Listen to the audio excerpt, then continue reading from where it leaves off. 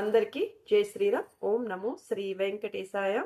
ఈరోజు వీడియో ఏంటంటే ఇది పిల్లల కోసమండి.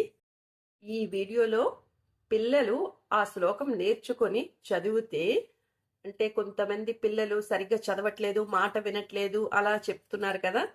అంటే నాకు కామెంట్స్ వస్తున్నాయి. ఈ శ్లోకం చదవడం వల్ల ఏకాగ్రత పెరుగుతుంది, జ్ఞాపక శక్తి పెరుగుతుందండి. అంటే స్థిరత్వం అనేది వస్తుంది. అంటే ఒకడు అంటే చూడండి, ఒకటి చెప్తే ఇంకోటి వింటారు పిల్లలు, సరిగ్గా వినరు కదా. దానికోసం ఇంకా ఎగ్జామ్స్ ముందు భయంతో ఉంటారు కదా, ఆ భయం అనేది ప్రతిరోజు ఈ శ్లోకం గాని చదువుకొని వెళ్తే ఆ భయం అనేది పోతుందండి. అదే సరస్వతి శ్లోకం చెప్తాను నేను.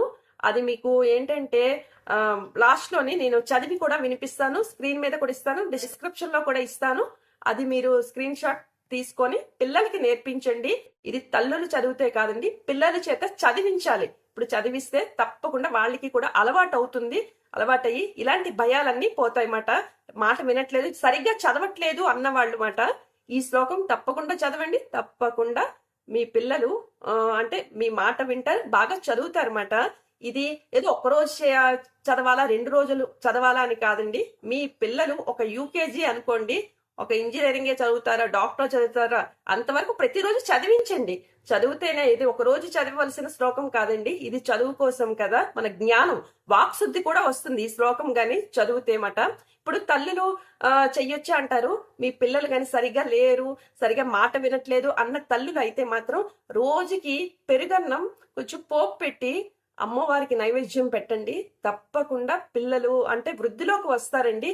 అది ఇంట్లోని కులదేవతకైనా పెట్టొచ్చు, లేకపోతే సరస్వతీదేవికైనా పెట్టొచ్చు, లేకపోతే గ్రామ దేవతకైనా పెట్టొచ్చు అండి. అంటే రోజు గ్రామ దేవత దగ్గరికి వెళ్ళలేరు కనుక ఇంట్లోనే పెరుగన్నం నైవేద్యం పెట్టండి. తప్పకుండా పిల్లలు మాట వినకపోతే వింటారన్నమాట. నేనైతే ఇప్పుడు శ్లోకం చెప్తాను, అదే మీరు కూడా అలాగే చదివించండి. అంటే ఒకవేళ నేను చెప్పిన తర్వాత మీకు శ్లోకం యూట్యూబ్ లో కూడా ఉంటుంది, అది చూసి మీకు నోరు కొంతమందికి తిరగదు అన్న, అది చూస్తూ ఏంటంటే మనం వెనక చెప్పేమో అనుకోండి, తప్పకుండా పిల్లలకు కూడా వచ్చేస్తుంది అన్నమాట.